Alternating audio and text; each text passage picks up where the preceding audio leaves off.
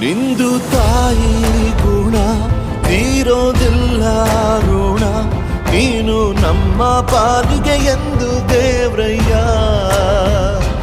ತಾನು ನೋವ ನುಂಗಿ ಜೀವ ನೀಡೋ ಮಗ, ನಿನ್ನ ಪಡ್ಕೊಂಡಿದ್ದೆ ಪುಣ್ಯ ಕಣಯ್ಯ.